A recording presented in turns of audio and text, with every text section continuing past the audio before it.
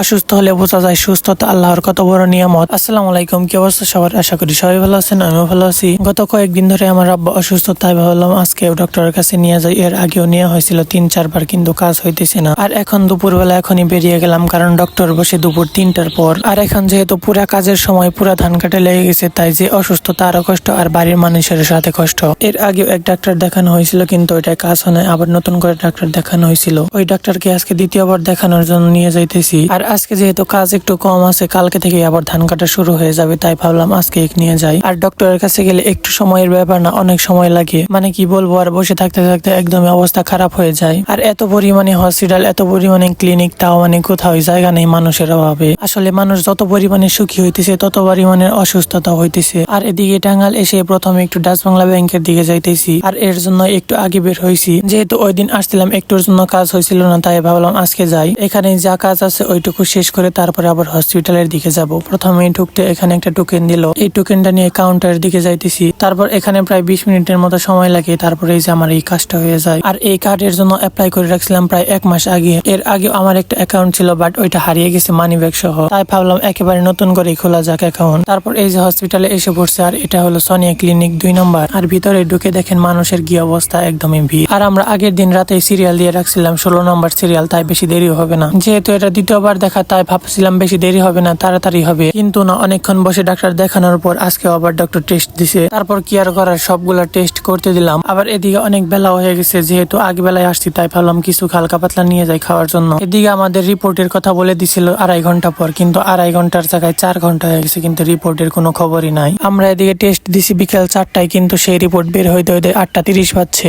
তারপর ডাক্তারকে রিপোর্ট দেখাতে দেখাতে রাত 9টা বেজে গেছে। মানে আজকের মতো খারাপ অবস্থা এর আগে একদিন হয় নাই। এখন বাজে 9টার উপরে, আমাদের বাসায় পৌঁছতে পৌঁছতে প্রায় 10টার উপরে বেজে যাবো। যাই হোক, দোয়া করবেন সবাই আমার আব্বা যেন ভালো হয়ে যায় তাড়াতাড়ি। তাহলে ভালো থাকবেন সবাই। ভিডিওটা আজকে এই পর্যন্তই। আল্লাহ হাফিজ।